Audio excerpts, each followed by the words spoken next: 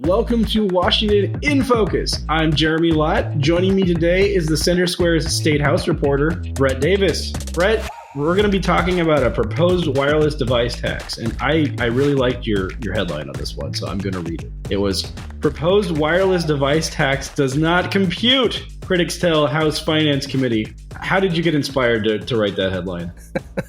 It just came to me in a flash. Okay, so it was like a revelation. Planning, it was just one of those things that happens. Yeah. I'm going to call it divine intervention. That works. Okay. I can't take all the credit. So it begins. Members of the House Finance Committee got an earful Wednesday morning from Washingtonians opposed to a proposed legislation that would add to the cost of purchasing certain wireless devices. Let's back up before we get to that earful and just say, okay, what is this device tax? How much? Who pays it? And then we'll get to why people are mad about it. So House Bill 1793 would add $2 at the point of sale to any wireless device that costs more than $250. Okay. And the legislation defines a wireless device as those capable of wireless access to the internet. So would my refrigerator qualify? Yes. Okay. Anything that connects to the internet. Somebody actually brought that up during the meeting. Mark Harmsworth of the Washington Policy Center was talking about, all the things that are hooked up to the internet nowadays. So all kinds of things could be taxed. He mentioned various things. This is not an exhaustive list, but he mentioned certain cars, ham radios, security cameras, alarm systems, police body cameras, household appliances, which you just mentioned, agriculture, tractor controllers, hot tubs, dog collars, and even septic tank water alarms. I'm a parent. We've got 2 young kids, and we have some cams that we can look at to see if they're stirring or whatever, and that would cost. Would also include, medical devices, things like pacemakers and whatnot. So the list was that was one of the complaints. A pacemaker is connected to the internet? Apparently some of them are. What do people have to say about this? Let's talk about some of your favorite reactions. So people in the industry didn't like it because they just thought it would add an extra layer of complexity, at the point of sale. Mark Johnson, he represents the Washington Retail Association. He pointed out that the Department of Revenue estimates about 19,000 businesses in the state sell wireless devices. So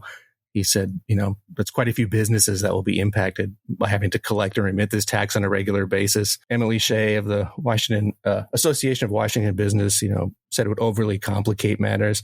She said a sales tax compliance software would have to be adjusted because of this, and people running businesses, they wouldn't necessarily be sure right off the bat which devices would be taxed and which wouldn't. And she just thought it would be very complicated. Jeff Gomboski, he represented the Cellular Telephone Industries Association, and he said, right now Washington State is the second highest tax state in the country for wireless service already. He said 32% of the total wireless bill, is attributed to taxes and fees. Yeah, and this would be... I don't know who number one is. I should have looked that up. I don't know who number one is. Which state? So, and I think that the one that really took the cake, though, was Jeff Pack of the Washington Citizens Against Unfair Taxes. He led before, he was before Tim Eyman, and I think he out-Eymaned Tim Eyman. Yes. Yeah. He says... I have to ask each and every one of you, when is enough with all these taxes and fees? Do you sit in your ivory tower and just think of new ways to bilk us out of more money for whatever your latest agenda is? You've gone after income, property, more excise taxes, higher fees, all for whatever your latest agenda is. Yes, he was very hot about this. Yeah. Not in favor of this at all. And then, he didn't mince words. And then Eyman was just like, yeah, we're taxed enough already.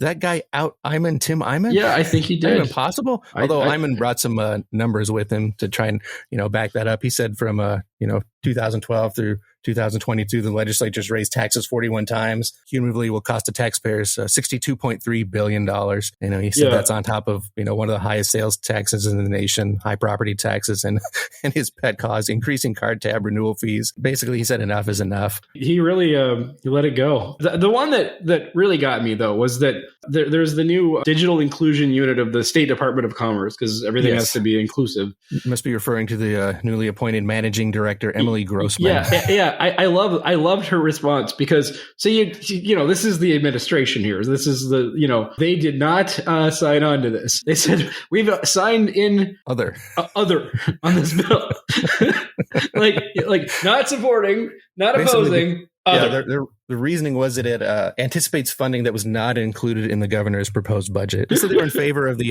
goal of the legislation, which would be, funding efforts to lessen the digital divide between the haves and have-nots in terms of internet access and, downloading speed. Nobody at this hearing seemed to like the way they were trying to get to that goal. I guess there was also the senior vice president of Goodwill. Yeah, Uwanda Egan's.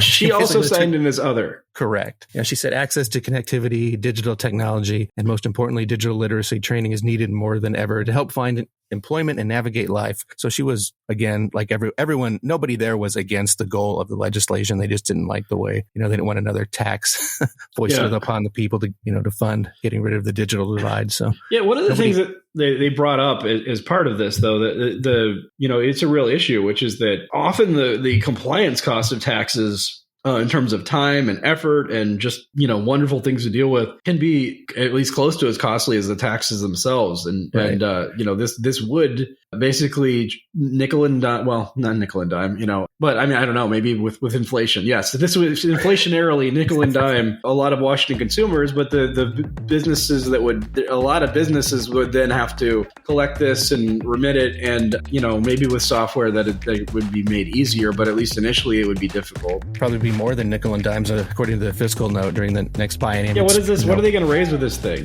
Projected to raise $25.4 million in the 2023-2025 biennium. 25-27, it goes up to $36.7 million. And then in the 27-29 biennium, it goes up to $37.6 million. So okay, it's a nice chunk of change.